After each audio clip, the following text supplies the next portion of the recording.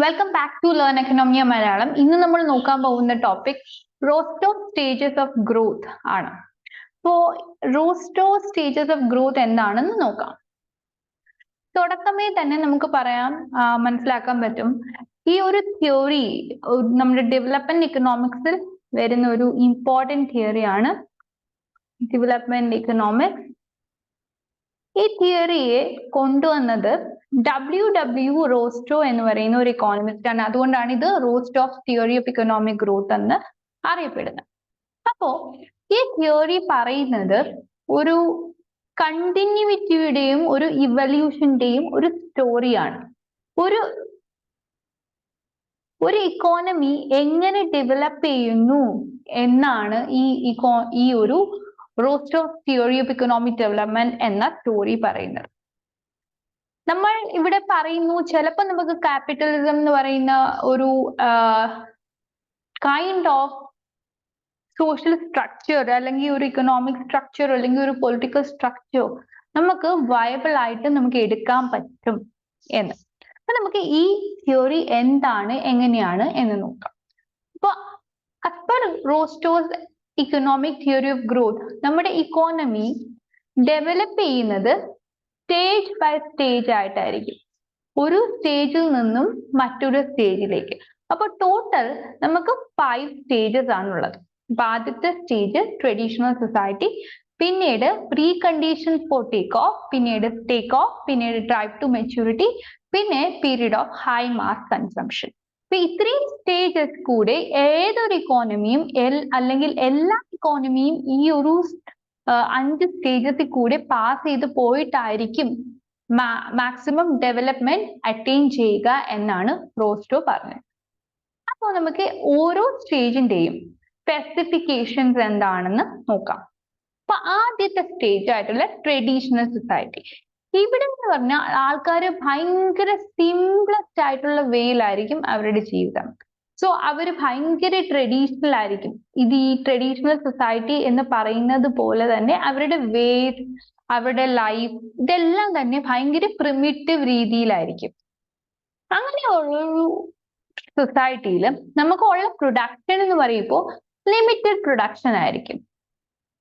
Limited production ആണ് traditional സൊസൈറ്റിയിൽ നടക്കുന്നത്. നമ്മൾ പ്രിമിറ്റീവ് ആയിട്ടുള്ള മെത്തേഡ് ആയിരിക്കും ഉപയോഗിക്കുന്നത്. ഇവിടുത്തെ ഫീച്ചേഴ്സ് നമ്മൾ എടുത്തു നോക്കുകയാണെങ്കിൽ, പെർ ക്യാപിറ്റ ഇൻകത്തിന്റെ കേസ് എടുക്കുകയാണെങ്കിൽ നമുക്ക് അധികം ഇൻകം ഒന്നും ഉണ്ടാവില്ല. ഇവിടെ ടെക്നോളജി എടുത്തു നോക്കുകയാണെങ്കിൽ ടെക്നോളജി എന്ന് പറയുന്നത് വളരെ പ്രിമിറ്റീവ് ആയിട്ടുള്ള ടെക്നോളജി ആയിരിക്കും നമ്മൾ യൂസ് ചെയ്യുന്നത്. എംപ്ലോയ്മെന്റിന്റെ കേസ് എടുത്തു നോക്കുകയാണെങ്കിൽ അഗ്രികൾച്ചർ സെക്ടറിലായിരിക്കും കൂടുതൽ ആൾക്കാരും എംപ്ലോയിഡ് ആയിട്ടുള്ളത്. ഇപ്പോൾ ഒരു ഹയർ പ്രൊപ്പോർഷൻ അല്ലെങ്കിൽ ഒരു major proportion of employment offer ചെയ്യുന്നത് അഗ്രികൾച്ചറിലായിരിക്കും.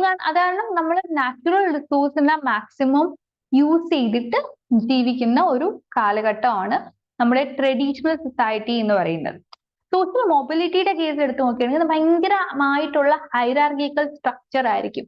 ഒരു റാങ്കിങ് എപ്പോഴും നമ്മുടെ സൊസൈറ്റിയിൽ ഉണ്ടാവും.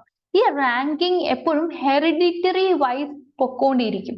അതായത് ഒരു ജനറേഷനിൽ നിന്ന് മറ്റൊരു ജനറേഷനിലേക്ക് ഈ ഒരു ഹൈറാർക്കിക്കൽ സ്ട്രക്ചർ പാസ് ചെയ്തു പോകും. ഫോർ എക്സാമ്പിൾ, ഇപ്പൊ നമ്മുടെ കാസ്റ്റ് ഹൈറാർക്കി എടുത്തു നോക്കുകയാണെങ്കിൽ ബ്രാഹ്മൺ, ക്ഷത്രിയ, വൈശ്യ, ശൂദ്ര എന്നുള്ള ഒരു ഹൈറാർക്കിക്കൽ സ്ട്രക്ചർ ഒരു പ്രിമിറ്റീവ് സൊസൈറ്റിയിൽ നമുക്ക് ഉണ്ടായിരുന്നു. അപ്പോൾ ഈ ഒരു കാസ്റ്റ് ഹൈറാർക്കി ഒരു ജനറേഷനിൽ നിന്ന് മറ്റൊരു ജനറേഷനിലേക്ക് പാസ് ചെയ്യുന്നു എന്ന് പറയുമ്പോൾ എസ്പെഷ്യലി ഒക്കുപേഷൻസും പാസ് ചെയ്യുന്നു. ഒരു പെർട്ടിക്കുലർ കാസ്റ്റിലുള്ള ആൾക്കാർ അവർ അഗ്രികൾച്ചർ ആയിരുന്നു അവരുടെ മെയിൻ ടാസ്ക്. എസ്പെഷ്യലി അഗ്രികൾച്ചറിൽ ഒരു പർട്ടിക്കുലർ ടാസ്ക് ആയിരുന്നു അവരുടെ ജോലി. എന്നാൽ അത് തന്നെ അവരുടെ അടുത്ത തലമുറയിലേക്കും കൈമാറി പോകുന്നു.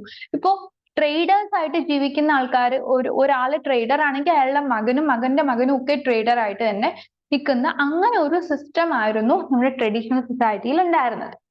ഇനി ആ ട്രഡീഷണൽ സൊസൈറ്റിന്ന് കുറച്ചുകൂടി ബെറ്റർ ആയിട്ട് വരുമ്പോൾ ഉള്ള സ്റ്റേജ് ആണ് pre condition for take off. അതായത് ഈ സ്റ്റേജില് നമുക്ക് കുറച്ചും കൂടി നമ്മൾ ടേക്ക് ഓഫിന് വേണ്ടിയിട്ടുള്ള പ്രിപ്പറേഷൻ ആണ് നമ്മൾ എടുക്കുന്നത്. നമുക്ക് കുറച്ചുകൂടി ഡെവലപ്പ് ചെയ്യണം, ഇത് കുറച്ചുകൂടി ഡെവലപ്പ് ചെയ്യാനായിട്ട് നമ്മൾ എടുക്കുന്ന കുറച്ച് പ്രിപ്പറേഷൻസ് ആണ് ഇവിടെ വരുന്നത്. സോ കുറച്ച് പ്രോഗ്രസീവ് ആയിട്ടുള്ള എലമെന്റ്സ് ഇവിടെ വരുന്നുണ്ട്, പക്ഷെ ഭയങ്കര സ്ലോ ആയിരിക്കും. ഈ പ്രോഗ്രസീവ് എലമെന്റ്സിന്റെ ഗ്രോത്ത് എന്ന് പറഞ്ഞാൽ ഭയങ്കര സ്ലോ ആയിരിക്കും, ഒരു ക്രീപ്പിംഗ് സ്റ്റേജ് ആണ്. നേരത്തെ നമ്മൾ ഭയങ്കര ബാർബാറിക് ആയിട്ട് ട്രഡീഷണൽ ആയിട്ട് പ്രിമിറ്റീവ് ആയിട്ടുള്ള ആസ്പെക്ട്സിലായിരുന്നു, നമ്മുടെ മെന്റാലിറ്റി ഒക്കെ തന്നെ പ്രിമിറ്റീവ് ആയിരുന്നു, നമ്മള് ടെക്നോളജി എല്ലാം പ്രിമിറ്റീവ് ആയിരുന്നു. പക്ഷെ ഇപ്പൊ നമുക്ക് എന്തൊക്കെയോ ഡെവലപ്മെന്റ് വേണം. ഈ ഒരു റിജിഡിറ്റിയിൽ എന്ന് പറയുന്ന ഒരു ആസ്പെക്ട്, റിജിഡ് ആയിട്ടുള്ള സിസ്റ്റത്തിൽ നിന്നും ഈ റിജിഡിറ്റീസിനൊക്കെ നമുക്ക് കുറച്ച് മാറ്റം വന്ന് കുറച്ച് ഫ്ലെക്സിബിലിറ്റി കൊണ്ടുവരണം എന്നുള്ള ഒരു തോന്നലൊക്കെ നമുക്കിപ്പോ ഉണ്ട്. അപ്പൊ നമുക്ക് കുറച്ച് നോളജിന് വേണ്ടിയിട്ടുള്ള ഒരു അടങ്ങാത്ത ഒരു ആഗ്രഹം, ക്വസ്റ്റ്യനിങ് മൈൻഡ് സെറ്റ്, ഇതൊക്കെ തന്നെ സൊസൈറ്റിയിൽ വളർന്നു തുടങ്ങുന്ന കാലമാണ് നമ്മുടെ pre condition for take off stage. ഇനി അവിടുത്തെ ഫീച്ചേഴ്സ് എന്താണ്? ഇക്കണോമിക് പ്രോഗ്രസ് സ്റ്റാർട്ട് ചെയ്തു, ഇക്കണോമിക് പ്രോഗ്രസിന്റെ ഒരു ബിഗിനിങ് ഇവിടെ വന്നിട്ടുണ്ട്. ഓക്കെ, ആൾക്കാർ ചേഞ്ച് അക്സെപ്റ്റ് ചെയ്യാൻ റെഡി ആയിട്ടുണ്ട്. അപ്പൊ ആൾക്കാർ മറ്റ് നേഷൻസിന്റെ കേസൊക്കെ നോക്കുന്നു, ഓക്കെ അവിടെ എന്താണ് സംഭവിച്ചത്, അവിടുത്തെ ആൾക്കാർ എങ്ങനെയായിരുന്നു എന്നൊക്കെ തന്നെ ആൾക്കാർ മനസ്സിലാക്കാനായിട്ട് ശ്രമിക്കുന്നു. അങ്ങനെ വരുമ്പോൾ പുതിയ പുതിയ എന്റർപ്രൈസസ് അല്ലെങ്കിൽ പുതിയ പുതിയ ബിസിനസ് അല്ലെങ്കിൽ ഫേംസിന്റെ ഒക്കെ സ്റ്റാർട്ടിംഗ് പോയിന്റ് ആണ് ഇത്. വെൽ എസ്റ്റാബ്ലിഷ്ഡ് എന്നല്ല നമ്മൾ പറയുന്നത്, ഇതിന്റെ ഒക്കെ തന്നെ ഒരു ബിഗിനിങ് സ്റ്റേറ്റ് അല്ലെങ്കിൽ സ്റ്റാർട്ടിംഗ് പോയിന്റ് ആയിട്ട് നമുക്ക് പറയാം. അപ്പൊ ഇൻവെസ്റ്റ്മെന്റ് കേസ് എടുക്കുകയാണെങ്കിൽ തന്നെ ഇൻവെസ്റ്റ്മെന്റ് നടത്താനായിട്ട് ഒരുപാട് ബിസിനസ്മാൻ മുന്നോട്ട് വരുന്നുണ്ട്. ബിസിനസ്മാൻ മുന്നോട്ട് വന്ന് അത് അവർക്ക് ഇൻവെസ്റ്റ്മെന്റ് ചെയ്യാനുള്ള ഒരു മൈൻഡ് സെറ്റ് ഇവിടെ വന്നിട്ടുണ്ട്. കാരണം അവർ വിചാരിക്കുന്നുണ്ട് ഇപ്പൊ നമ്മൾ ഇൻവെസ്റ്റ് ചെയ്യുകയാണെങ്കിൽ നമുക്ക് എന്തൊക്കെയോ പ്രോഫിറ്റ് ഫ്യൂച്ചറിൽ കിട്ടിയേക്കാം എന്നുള്ളൊരു മെന്റാലിറ്റി ഇവിടെ വന്നിട്ടുണ്ട്. അടുത്ത സ്റ്റേജ് ആണ് take off stage. So take off stage transitional phase എന്ന് നമുക്ക് പറയാം. ഇവിടെ ഒരു കംപ്ലീറ്റ് ചേഞ്ച് ആണ് അല്ലെങ്കിൽ ഒരു turning point of N economy എന്ന് നമുക്ക് പറയാം. ഒരു ഇക്കോണമിയുടെ ഡെവലപ്മെന്റ് ടേണിംഗ് പോയിന്റ് ആണ് ഈ ടേക്ക് ഓഫ് സ്റ്റേജ്. സോ നേരത്തെ ഉണ്ടായിരുന്ന റിജിഡിറ്റീസ് ഒക്കെ മറികടന്ന് നമുക്കൊരു ചേഞ്ച് അക്സെപ്റ്റ് ചെയ്യാനായിട്ട് നമ്മൾ വെൽ പ്രിപ്പയർഡ് ആയി കഴിഞ്ഞു. അപ്പൊ ഇങ്ങനെ വരുമ്പോൾ നമ്മുടെ ആൾക്കാരുടെ സ്റ്റാൻഡേർഡ് ഓഫ് ലിവിങ്ങിനൊക്കെ വ്യത്യാസം വരും, ഒരു ഇംപ്രൂവ്മെന്റ് ആണ് ഇവിടെ വരുന്നത്. ഒരു ചേഞ്ച് അക്സെപ്റ്റ് ചെയ്യാൻ റെഡി ആയിട്ടിരിക്കുന്ന ആൾക്കാര് ചേഞ്ചിനെ ട്രിഗർ ചെയ്യുന്നു. നമുക്ക് ചേഞ്ച് വേണം, ഇനി ചേഞ്ച് കിട്ടാനായിട്ട് എന്താണ് ചെയ്യേണ്ടത്, ഈ ഒരു സിസ്റ്റം തെറ്റാണ്, അപ്പൊ ശരിയായിട്ടുള്ള സിസ്റ്റം നമുക്ക് എങ്ങനെ കൊണ്ടുവരാൻ സാധിക്കും എന്നൊക്കെ ആൾക്കാർ ചിന്തിച്ച് ഇരുന്ന ഒരു കാലം മാറി ഇപ്പോ ചിന്ത പ്രവൃത്തിയിലേക്ക് വന്നു. അതായത് നേരത്തെ ഉള്ള തോട്ട്സ് എല്ലാം are getting converted into action in the take off stage. So എന്തൊക്കെയാണ് ഫീച്ചേഴ്സ്? ഡെഫിനറ്റ് ആയിട്ടും അവിടെ ഇൻവെസ്റ്റ്മെന്റ് പോസിബിലിറ്റി വരുന്നുണ്ട്. ഏർലിയർ അഗ്രികൾച്ചറിലായിരുന്നു ആൾക്കാർ കൂടുതൽ ഫോക്കസ് ചെയ്തിരുന്നത്, ബട്ട് ഇപ്പോ in the take off stage ഇത് മാറുന്നു. ഇൻഡസ്ട്രിയലൈസേഷൻ എന്ന് പറയുന്ന ഒരു പ്രോസസ് അവിടെ നടക്കുന്നു. അപ്പൊ എന്ത് സംഭവിക്കുന്നു? ഒരുപാട് ഫേംസ് ഇവിടെ വരുന്നു. Number of firms come up in the take off stage.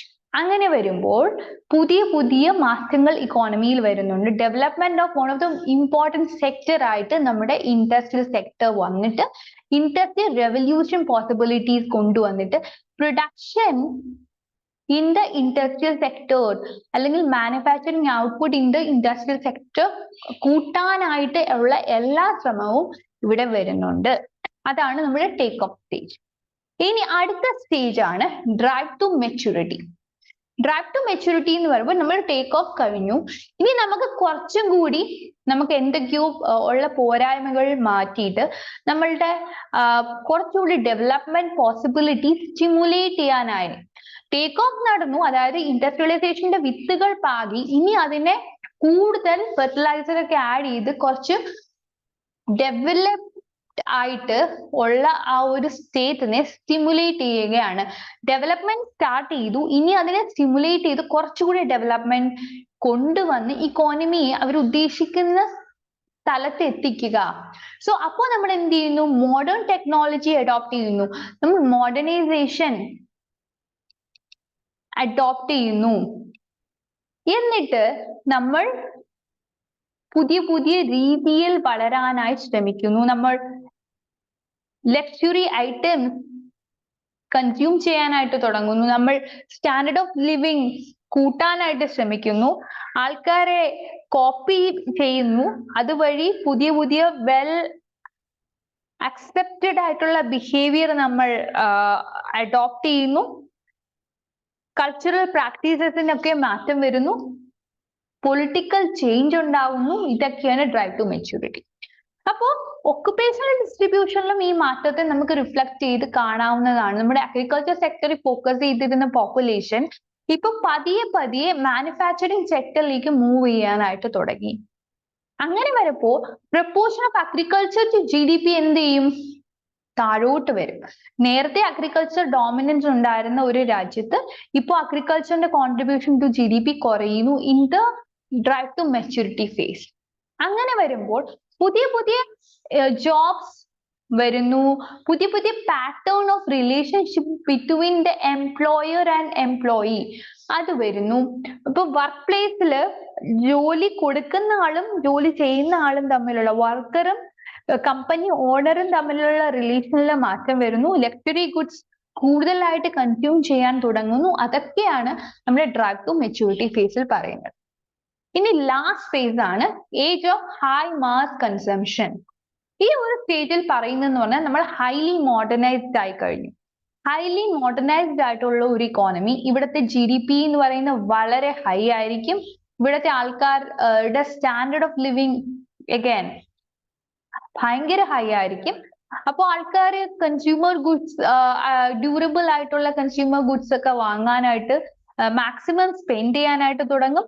അവർ ഇനിയും അവരുടെ റിസോഴ്സസ് ഉപയോഗിച്ച് കൂടുതൽ കൂടുതൽ വെൽഫെയർ വേണമെന്ന് ആഗ്രഹിച്ചു തുടങ്ങും. അതിനുവേണ്ടി അവർ സ്പെൻഡ് ചെയ്യാൻ വില്ലിങ് ആയിരിക്കും. പ്രൊഡക്ഷൻ അതേപോലെ തന്നെ കൺസംഷൻ രണ്ടിനും എംഫസൈസ് ചെയ്യാനായിട്ട് തുടങ്ങും. പ്രൊഡക്ഷനിൽ നിന്ന് നമ്മൾ കൂടുതൽ ഫോക്കസ് പക്ഷേ ഇവിടെ കൺസംഷൻ ആയിരിക്കും കൊടുക്കുന്നത്. കാരണം ഇതാണല്ലോ നമുക്ക് ഡയറക്റ്റ് യൂട്ടിലിറ്റി തരുന്നത്. അപ്പോ അതിലേക്ക് കൂടുതൽ ഫോക്കസ് പോവും. ഇതൊക്കെയാണ് ഹൈ മാസ് കൺസംഷൻ ഏജിന്റെ പെക്യൂലിയാരിറ്റി. സോ ഇത്രയാണ് നമുക്ക് Rostow of stages of economic growth ചോദിക്കുമ്പോൾ പറയാനായിട്ടുള്ളത്. സോ അതായിരുന്നു ഇന്നത്തെ session. Thank you for watching. നമ്മുടെ ചാനൽ നിങ്ങൾ ലൈക്ക് ചെയ്യുക, ഷെയർ ചെയ്യുക, സബ്സ്ക്രൈബ് ചെയ്യുക. നമ്മുടെ ടെലിഗ്രാം കമ്മ്യൂണിറ്റിയിൽ വരാൻ താല്പര്യമുള്ളവർക്ക് അതിന്റെ ലിങ്ക് ഡിസ്ക്രിപ്ഷൻ ബോക്സിൽ കൊടുത്തിട്ടുണ്ട്. അതേപോലെ നമ്മുടെ ലേൺ എക്കണോമി ആപ്പിന്റെ ലിങ്കും ഡിസ്ക്രിപ്ഷൻ ബോക്സിൽ കൊടുത്തിട്ടുണ്ട്. അപ്പോൾ താങ്ക് യു ഫോർ വാച്ചിങ്.